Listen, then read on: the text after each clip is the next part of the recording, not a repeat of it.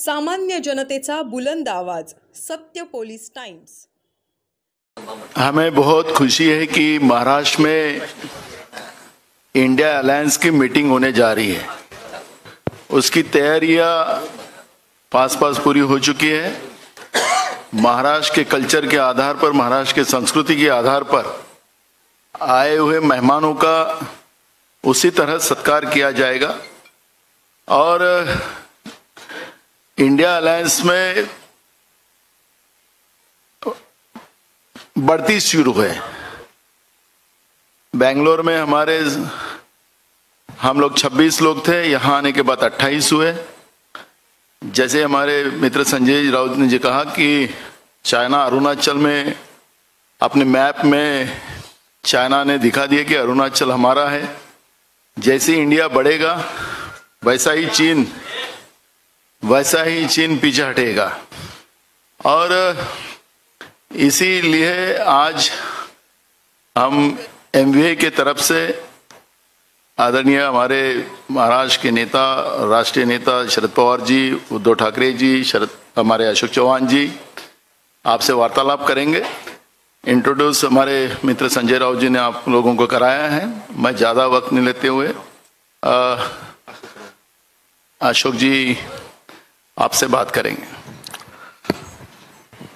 आदरणीय शरद पवार जी, आदरणीय उद्धव ठाकरे जी, आदरणीय नाना पटोले जी, मंच पे बैठे हुए हमारे एमवीए के, महाविकास आघाड़ी के सभी हमारे नेतागण, आज के इस प्रेस कॉन्फ्रेंस में आए हुए हमारे सब पत्रकार भाई बहनों, इलेक्ट्रॉनिक मीडिया, प्रिंट मीडिया के हमारे सभी साथी, कांग्रेस, राष्ट्रवादी कांग्रेस और शिवसेना के बैठे हुए हमारे सभी नेतागण और दोस्तों, जैसे कि आप जानते हैं कि सबसे पहले तो मैं आप सबको रक्षाबंधन की शुभकामनाएं देता हूं।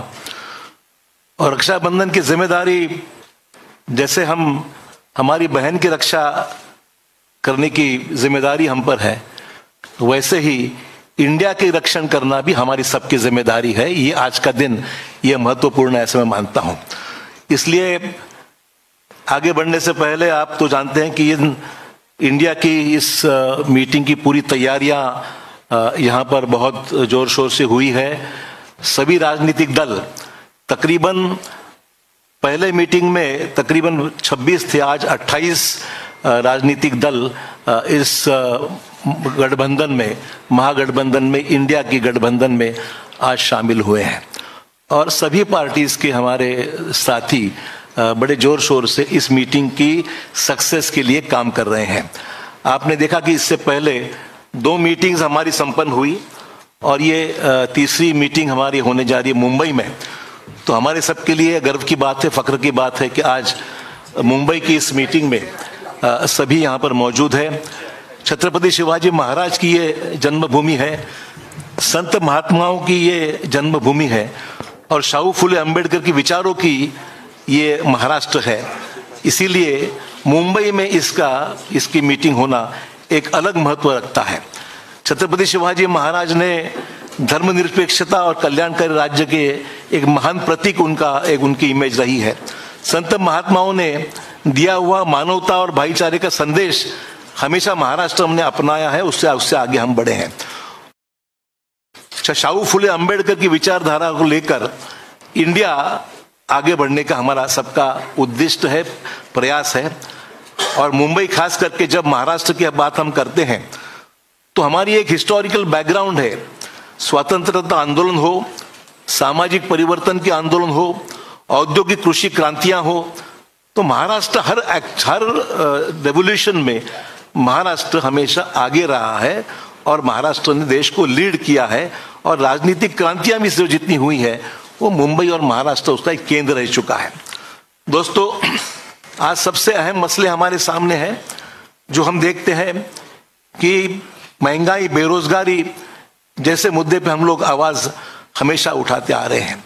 सभी राजनीतिक दल, आज आपने देखा कि अगर पिछला इतिहास हम देखेंगे तो 2019 की जो चुनाव हुए थे उसमें ये सभी महागठबंधन में जितनी हमारी साथी पार्टीज शामिल हुई है, सब ने मिलकर 23 करोड़ 40 लाख वोट्स लोगों ने उनको दिए थे 2019 के चुनाव में, और बीजेपी को उस चुनाव में 22 करोड़ 90 लाख वोट मिले थे। तो आप समझ सकते हैं कि इंडिया में शामिल हुए जितने पार्टी, सिर्फ एक ही बात थी कि अलग अलग होने से वोटों का बंटवारा हुआ, और 23 करोड़ वोट मिलने के बावजूद भी भाजपा 22 करोड़ वोटों से वो देश में अपनी ताकत बना सके।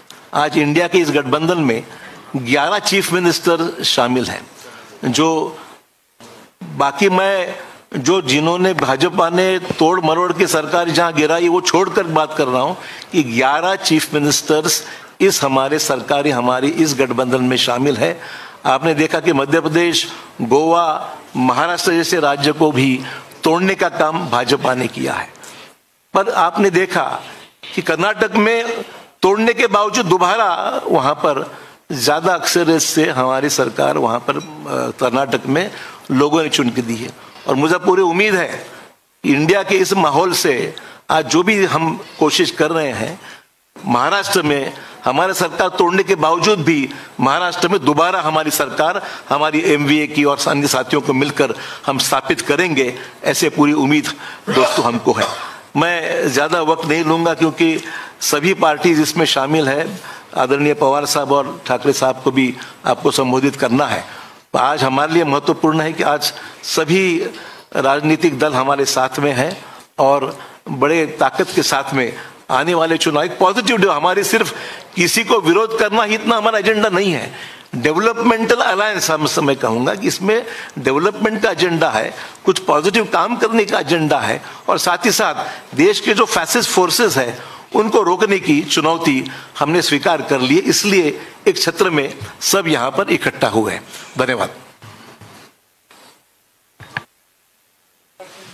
आवश्यकता नहीं, सिर्फ क्योंकि राजनीतिक दल इसमें शामिल जो होने वाले हैं वो 28 है, 28, और उनके प्रतिनिधि कल के मीटिंग के जो मौजूद रहेगी, इनका नंबर 63 है। तो 63 प्रतिनिधि, 28 पॉलिटिकल पार्टी, इनका ये सम्मेलन कल से परसों से शुरू होगा।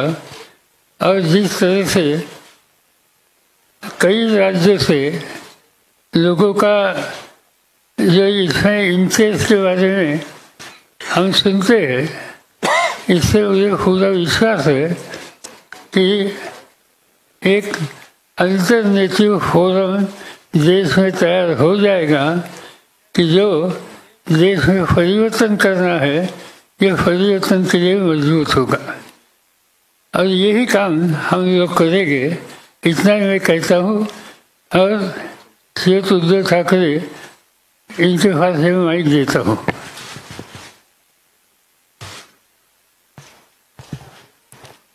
आदरणीय पवार साहेब, व्यासपीठावर माझ्यासोबत बसलेले सर्वच माझे मान्यवर सहकारी आणि पत्रकार आणि तिन्ही पक्षाच्या पदाधिकारी बांधवांनो आणि भगिनींनो, मराठी आणि हिंदी दोन्ही भाषांमध्ये बोलणार आहे।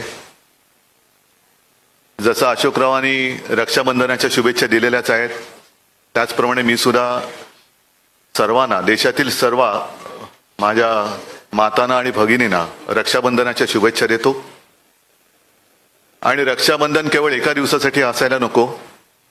राज्यकर्ता म्हटल्यानंतर आपल्या कारभारातला प्रत्येक दिवस हा महिला सुरक्षित राहण्यासाठी वापरला गेला पाहिजे। महिलांना आपल्या देशात सुरक्षित वाटलं पाहिजे, असा राज्यकारभार करायला पाहिजे, असं शासन असलं पाहिजे। दुर्दैवाने तसं शासन आज तरी आपल्या देशात आणि राज्यामध्ये दिसत नाहीये। मधल्या काळामध्ये मी त्याच्यावरती भाष्यही केलं होतं। एक 2-3 दिवसापूर्वी माझी हिंगोलीत सभा झाली, त्याही सभेत बोललो होतो।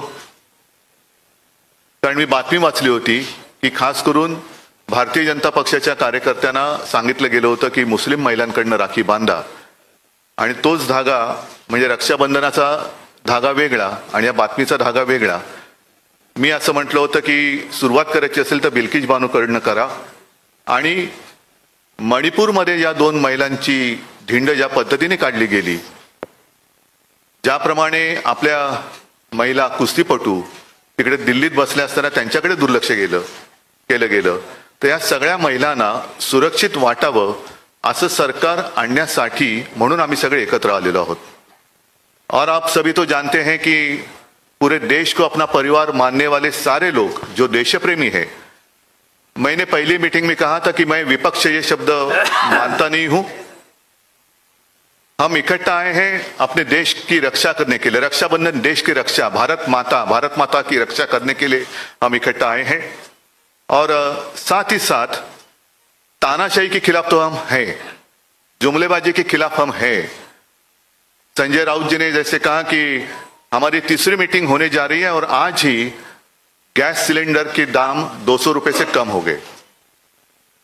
शायद मुझे ऐसे लगता है कि जैसे जैसे इंडिया आगे बढ़ेगा एक दिन ऐसे आएगा कि आज की सरकार गैस सिलेंडर फ्री में दे देगी, सबको फ्री. क्योंकि वो सरकार अभी गॅस पर है, सरकारच गॅसवरती आहे आणि त्याच्यामुळे सिलेंडरचे भाव जर का कमी केले असतील तर मला काय त्याच्यात आश्चर्य वाटत नाही.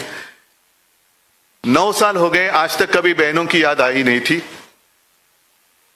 आज अचानक बहनों की याद आ गई और रक्षाबंधन की गिफ्ट दी गई. क्यों 9 साल रक्षाबंधन हुआ नहीं था क्या? भाऊबीज काय 9 वर्षात झाली नव्हती. पण या सगळ्या गोष्टी अब ये पब्लिक है, सब जानती है.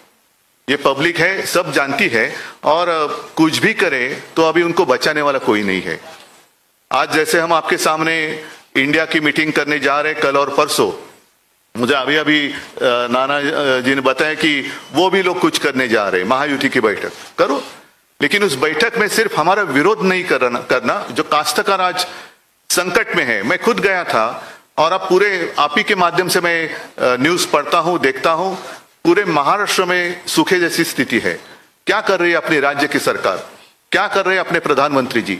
आएंगे कुछ ना कुछ एक भूल भुलैया दिखाकर चले जाएंगे, इससे कुछ होने वाला नहीं. अगर अच्छा काम करना है तो जब कोई संकट में होता है तब ही उसको मदद की आवश्यकता होती है और उस वक्त जो मदद की जाती है वही मदद वो पूरे जिंदगी भर याद रखता है. और इसलिए ज्यादा लंबी बात मैं भी नहीं करना चाहता हूं. बाकी सारी बातें तो हम पूरे विस्तार से परसों करने ही वाले हैं, परसों वापस हम मिलने वाले हैं. लेकिन इतना ही मैं कहूंगा कि हम जितने सारे लोग, हाँ हमारी विचारधारा अलग अलग है, जरूर है, लेकिन उद्देश्य एक है, वो हमारे देश की रक्षा करना, संविधान की रक्षा करना. और फिर से दोबारा अपने देश में तानाशाही, अगर मैं कहूं आजादी की जंग जो हुई थी, अशोक जी आपने जो बात कही ये बात सच है कि चले जाओ, मला वाटतं आपल्या मुंबईतच सुरुवात झाली होती, गवालिया टँक. तर चले जाओ क्यों, किसको? ब्रिटिश भी तो विकास कर ही रहे थे ना. अगर उनको भगाते नहीं हम लोग, पूरी ताकत रास्ते पे नहीं उतरती तो ब्रिटिश भी तो विकास कर ही रहे थे.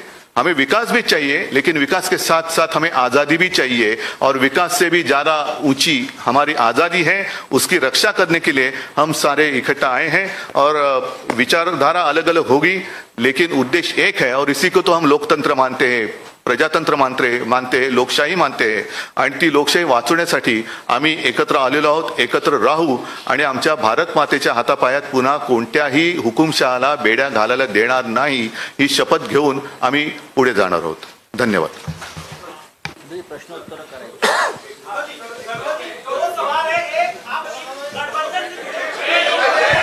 शांत रहा प्लीज, सायलेन्स. एकच मिनिट, तुम्ही फक्त कोणाला प्रश्न विचारणार तेच सांगून करा.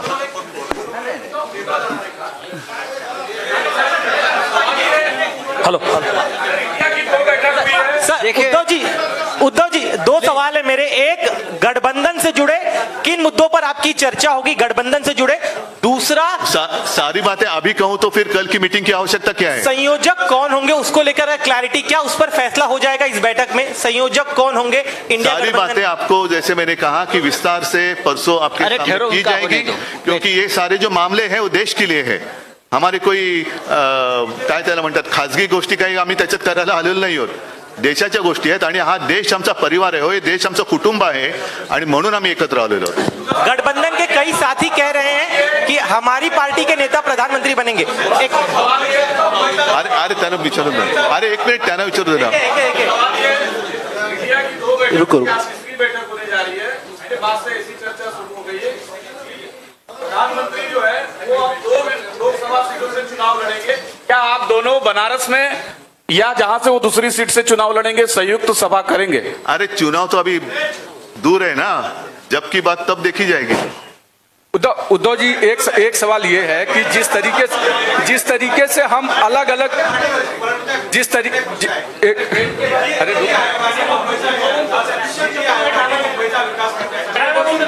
हा महत्वाचा प्रश्न आहे। नीती आयोगाने मुंबईमध्ये विकास करण्यासाठी त्यांनी एक आराखडा तयार केला आहे। महाराष्ट्रामध्ये खास करून आता केंद्राचं इकडे या ठिकाणी दखल आहे, म्हणजे मुंबईला वेगळं करण्याचा हा एक मोठा प्रयत्न आहे, डाव आहे असं वाटतं का तुम्हाला? हा, तुमच्या प्रश्नाचा अर्थ हा सर्वसामान्य जनतेच्या मनामध्ये त्यांना तो समजलेला आहे आणि आता लोकांच्या लक्षात आलं असेल की महाविकास आघाडीचं सरकार का पडलं। कारण मी मुख्यमंत्री होतो, माझे सहकारी इकडे बसलेले आहेत, अशोकराव आहेत, आदित्य जयंतराव आहेत, थोरात साहेब आहेत, जयंतराव तुम्ही मंत्रिमंडळात नव्हतात, नाना तर अध्यक्ष होते, पण त्यावेळेला सुद्धा केंद्रात त्यांचं सरकार असताना असा कोणताही प्रस्ताव आणण्याचं धाडस त्यांनी केलं नव्हतं। मुंबई वेगळं करणं आणि मुंबई केंद्रशासित करणं हा डाव आता उघड झालेला आहे, पण आम्ही तिकडे सत्तेत असताना हा प्रस्ताव आणण्याची त्यांची हिंमत नव्हती आणि आता सुद्धा हा प्रस्ताव आम्ही होऊ देणार नाही। ज्या क्षणी आमचं सरकार केंद्रात आणि राज्यात येईल त्यावेळेला हे सगळे जे काय आहे त्यांचे पाश आम्ही तोडून टाकल्याशिवाय राहणार नाही आणि मुंबईची स्वायत्तता जी आहे, महाराष्ट्र आणि प्रत्येक राज्याची स्वायत्तता आहे, ती आम्ही आभारीत ठेवू। ह्याची सुरुवात दिल्लीपासून केली गेली। दिल्लीसाठी जेव्हा त्यांनी तो जो काही एक वटहुकूम वगैरे आणला तेव्हाच आमच्या सर्वांच्या मनात भीती होती की हे सगळेजण, कारण आपल्या देशाला, आपल्या सरकारला केंद्र सरकार नाही संघ राज्य पद्धतीचं सरकार म्हणतो आपण, प्रत्येक राज्याला समान अधिकार आहेत। अगदी 2-3 मोजक्या गोष्टी सोडल्या तरच केंद्राला त्याच्यात हस्तक्षेप करण्याचा अधिकार आहे, पण हा हस्तक्षेप हा दिवसागणिक ते वाढवत चाललेत। राज्यांची आणि शहरांची स्वायत्तता मारून सर्व काही एकछत्रीपणा आणायचा, ही छत्री आम्ही तोडून मोडून टाकल्याशिवाय राहणार नाही। थोड्या दिवसाची गोष्ट आहे, सरकार आमचं दोन्हीकडे आल्यानंतर हे सगळे असे उफराटे निर्णय जे त्यांनी घेतलेले आहेत ते आम्ही पुन्हा उलटे फिरवल्याशिवाय राहणार नाही। उद्धव जी 2 सवाल ऐसा है कि अरे बाकी लोगों को सवाल हम अलग अलग विचारधाराओं के साथ एक आए हैं। उद्धव जी, अब विपक्ष लगातार ये कह रहा है, मराठी होने दो। हाँ, मैं एकदम मराठी देखिए पहले मराठी पूरा होने दो, पहले मराठी करो बाद में हिंदी में बोले। हाँ, मराठी पहले मराठी करो, मराठी सर, हाँ पहले मराठी करो। राहुल सर, महायुतीची एकीकडे ही बैठक सुरू असताना दुसरीकडे याच वेळी म्हणजे 31 आणि 1 दिवशी महायुतीची बैठक मुंबईत लावून घेतलेली आहे। म्हणजे एका बाजूला इकडे हे सुरू असताना राज्यात देखील हीच सेम टाइम बैठक लावणं काय नेमकं? म्हणजे मी त्याचं उत्तर दिलेलं आहे, कारण गेल्या वेळेची आमची मीटिंग होती त्यावेळेलाच एनडीएची मीटिंग लावली होती आणि मी परवाच्या सभेत म्हटलंय की आता एनडीएचा अमिभा झालेला आहे, एनडीएला आता आकार उकार काही शिल्लक राहिलेला नाही। जसा अमिभा एक पेशे जीव कसंही त्याला आकार उकार दिला जातो तशा प्रकारे आता एनडीए झालेलं आहे। सर, एक असा प्रश्न आहे की साधारणतः 4 राज्याच्या निवडणुका डिसेंबरमध्ये होत आहेत कुठे आणि 4 राज्य। तुम्ही जर कोणाला प्रश्न विचारणार ते सांगा, सगळ्याची उत्तर माझ्याकडे नाही, दोघांना पवार साहेबांना आणि तुम्हाला एक प्रश्न आहे की 4 राज्याच्या निवडणुकांच्या सोबतच लोकसभेची निवडणूक लागण्याचे देखील संकेत दिले जात आहेत आणि अशा वेळेस तुमच्या या इंडिया आघाडीच्या जागा वाटपाचा जो वेळ असेल किंवा जागा वाटपाची चर्चा असेल त्यासाठी राज्यात कमिट्या नेमण्यात आलेत का किंवा त्या चर्चा एकत्र आत्ता होणार आहेत का? असं आहे की आम्ही जागा वाटपाची चर्चा सुरू केली नाही। आमच्या पहिल्या 2 ज्या बैठका झाल्या त्या महत्त्वाच्या होत्या आणि उद्या इथून पुढचा आपला सामूहिक कार्यक्रम काय असावा याच्या संबंधीची चर्चा होण्याची शक्यता आहे आणि त्या शक्यतेच्यामध्ये जर असा निर्णय झाला तर मग काही लोकांच्या ही जबाबदारी टाकली जाईल की तुम्ही अन्य राजकीय पक्षांशी डायलॉग साधा आणि याच्यातून आपण एकत्र जाऊ शकतो का या संबंधीचा अभ्यास करा। तर प्रश्न असा आहे की तुमची उद्धव साहेबांना तुम्हाला प्रश्न आहे, आपली प्रकाश आंबेडकरांसोबत युती आहे, मात्र त्यांचं असं म्हणणं आहे की मला या आघाडीचं निमंत्रण देखील नाही आहे, मी महाविकास आघाडीत देखील नाही आहे। एकूण युती आहे की नाही ते तुमचे? प्रकाश आंबेडकर आणि आमची युती गेल्या 23 जानेवारीला आम्ही जाहीर केलेली आहे। साहजिकच एक त्यांची गोष्ट बरोबर आहे की शिवसेना आणि प्रकाश आंबेडकर यांची युती आम्ही जाहीर केलेली आहे. आता या इंडिया बैठकीत किंवा इंडियाच्या आघाडीत येण्यासाठी त्यांची सुद्धा इच्छा आम्हाला प्रकाश आंबेडकरजींशी बोलून विचारावी लागेल आणि एकदा आम्ही एकत्र आल्यानंतर ते एकमेकापासून वेगळे होण्यासाठी एकत्र येत नाही.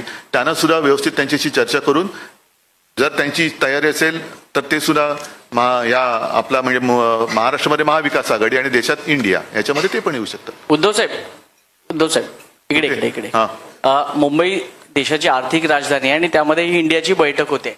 आगामी काळात मुंबई महानगरपालिकेची देखील निवडणूक होऊ घातलेली आहे. तर अशा वेळेला असं वाटतं तुम्हाला? कारण या पद्धतीने चाललेलं आहे ती पद्धत त्यांना निवडणूक घेण्याचं धाडस ते करतील असं मला वाटत नाही.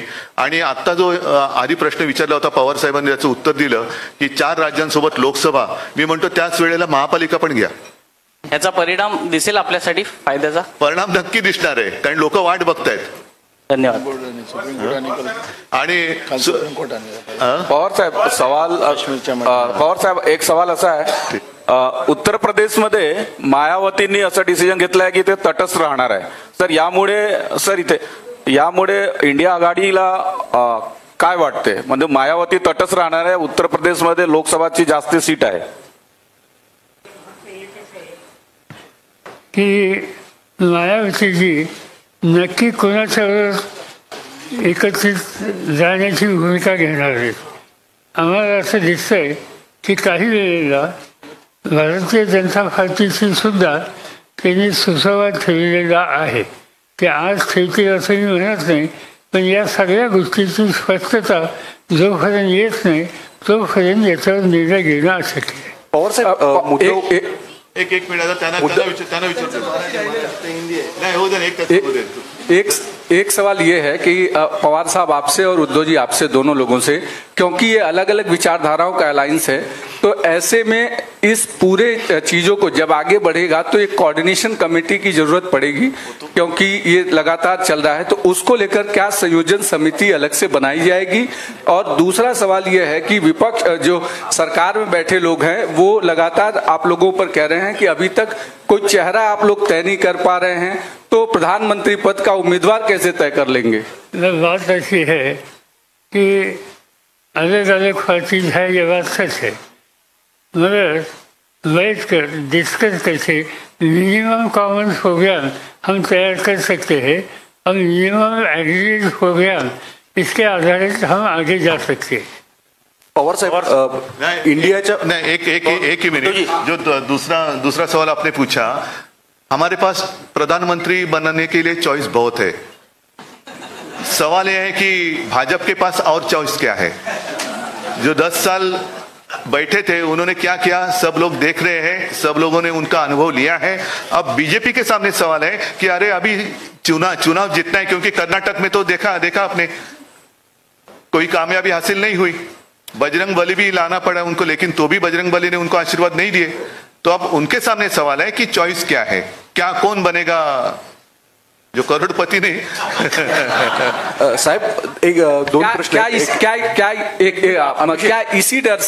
क्या इसी डर से लगातार वो लोग ये कह रहे हैं कि कोई दूसरा चुनाव हम एक साथ नहीं कराएंगे, क्योंकि उनका एंटी इनकम्बेंसी जो है वो नेशनल वाइड पर ना पड़े, ऐसी उनको डर है क्या? उनको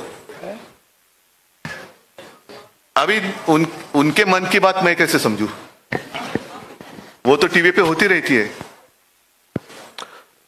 पवार साहेब मला प्रश्न विचारायचा आहे की इंडिया अलायन्सच्या बाबत थेट पंतप्रधानांपासून ते अमित शहा हे थेट आरोप करतात की एकतर भ्रष्टाचारी आणि घराणेशाही अशा स्वरूपाची ही अलायन्स आहे. याला उत्तर काय तुमचं? आणि पहिल्यांदा प्रधानमंत्र्यांचं भाषण भोपाळचं ऐकलं आणि भोपाळच्या भाषणामध्ये त्यांनी काँग्रेसवर टीका केली, भ्रष्टाचाराची. राष्ट्रवादी काँग्रेस पक्षावर टीका केली. राष्ट्रवादी काँग्रेस पक्षावर टीका करत असताना त्यांनी राज्य सहकारी बँक आणि इरिगेशन घोटाळा या 2 गोष्टी कटाक्षाने त्यांनी सांगितल्या. माझा आग्रह एकच आहे प्रधानमंत्र्यांचा, ते प्रधानमंत्री आहेत देशाचे, जिथे सत्तेचा गैरवापर झाला अशी माहिती त्यांच्याकडे असेल तर त्यांनी सखोल चौकशी करावी आणि वस्तुस्थिती समाजाच्या समोर ठेवावी. नुसता आरोप करण्याचा अर्थ नाही. तुमच्या हातात सत्ता आहे, त्याची चौकशी करा आणि संबंध देशाला सांगा वस्तुस्थिती काय. पवार साहेब, एक प्रश्न असा आहे पवार साहेब, आपल्यासोबत आपले काही सहकारी बाजूला गेले, त्यामुळे अनेक लोक आपल्या संभ्रमणात आहे. जे काही पार्ट्याज आहेत देशभरामधले त्यांचाही संशय आहेत की पवार साहेब आमच्यासोबत आहेत आणि त्यांचे काही सहकारी भाजप सोबत आहे. हा संभ्रम मोठा आहे, लोकांमध्ये आहे, कार्यकर्त्यांमध्ये आहे. काही संभ्रम नाही. या लोकांना त्यांची जागा उद्याच्याला या राज्याचे मतदार दाखवतील. अजिबात स्पष्टता आमच्या सगळ्या हितचिंतकांच्या मध्ये आहे. पवार साहब, दिनेश पवार साहब, दो सवाल है. पवार साहब, सवाल ये है कि आपने तो कह दिया कि संभ्रम नहीं है, भ्रम नहीं है, लेकिन कांग्रेस और शिवसेना के नेता कहते आए हैं कि लगातार भ्रम बना हुआ है. आज की जो पत्रकार परिषद है ना, वो इंडिया के बारे में है, अपने देश के बारे में है. बाकी हम लोग तो मिलते रहते, उस वक्त ये सारे सवाल जवाब हो सकते हैं. पवार साहेब, प्रश्न असा आहे पवार साहेब, आपण सगळ्या विरोधी पक्ष, सगळ्या पक्षांना आपण पार्टी है आसाम में और मुस्लिम लीग, इनसे आपका गठबंधन या इंडिया का गठबंधन क्यों नहीं हो रहा? तमाम जो हिंदुस्तान में मुस्लिम पार्टियां हैं, इंडिया गठबंधन में कोई मुस्लिम पार्टी नजर नहीं आ रही. उन्होंने मुझसे बात की है और उनकी तैयारी है हम लोगों के साथ जाने की. मगर ये कोई अकेला इस पर डिसीजन ले नहीं सकता. इसमें कांग्रेस के साथ बात करनी होगी, उद्धव जी के नेतृत्व वाली शिवसेना के साथ बातचीत करनी होगी और इसमें कलेक्टिव डिसीजन होगा. जब तक कलेक्टिव डिसीजन होता नहीं तब तक इन लोगों का जो सुझाव है इसका स्वीकार करना हमें मुश्किल है. क्या ओवैसी साहब और बीआरएस को लेकर बातचीत चल रही है आपकी? उद्धव जी, पवार साहब, क्या आज चूंकि बातचीत इंडिया बैठक की होगी, मैं एक सवाल ये जानना चाहता हूँ कि कन्वेयर को लेकर के, संयोजक को लेकर के जो चर्चा चल रही थी, बताया जा रहा है, क्लैरिटी हम चाहते हैं. कांग्रेस कहती है कि हम टीएमसी और दूसरे नेताओं के अंडर में काम नहीं कर सकते, दूसरी पार्टी कहती है हम कांग्रेस का कन्वेयर एक्सेप्ट नहीं कर सकते. सुनो एक मिनट, इस सारे बातों का जवाब आपको मिल जाएगा, लेकिन एक बात आपको ध्यान में रखना चाहिए. शायद मैंने आज एनडीए का संयोजक कौन है मुझे तो पता नहीं, आपके पास अगर जानकारी होगी तो आप दे दीजिए.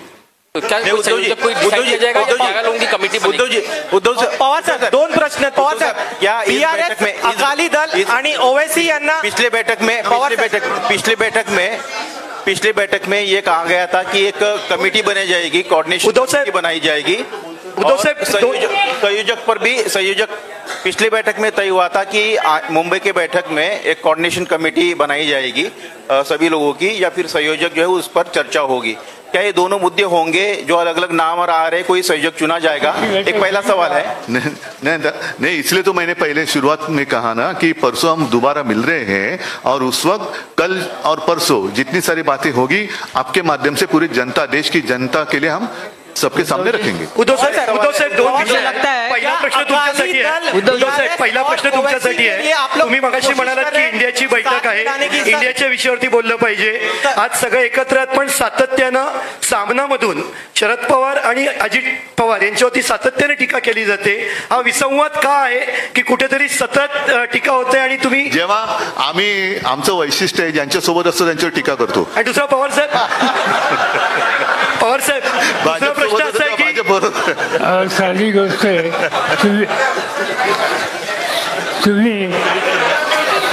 तुम्ही तुमच्या मीडियातनं टीका केली म्हणून आम्ही काम करायचं थांबायचं का? तुम्ही तुमचं काम करा, आम्ही आमचं काम करतो. बरं पवार साहेब, शिवसेनेचे नेते मागणी करतात की उद्धव ठाकरेंना पंतप्रधान पदाचा उमेदवार म्हणून घोषित करावं. जातो उद्या शपथ घेतो. पवार साहब, दो चीजें सर, क्या बीआरएस, अकाली दल और असदुद्दीन ओवैसी की पार्टी को साथ में लाने के लिए आप लोग कोशिश कर रहे हैं, बातचीत चल रही है? पवार साहब, बात अभी तक हुई नहीं, मगर अकाली दल की इनकी एक भावना है कि इसमें साथ जा सकते हैं तो हम सोच सकते हैं, मगर इतना वो आसान नहीं है क्योंकि हमारे साथ केजरीवाल है, पंजाब की हुकूमत उनके हाथ में है, कांग्रेस पार्टी की वहाँ नीति अलग है और इसलिए हम जिससे हमारे डिफरेंसेस बढ़ेंगे ऐसा काम कुछ नहीं करेंगे. सामान्य जनतेचा बुलंद आवाज. सत्य पोलीस टाइम्स.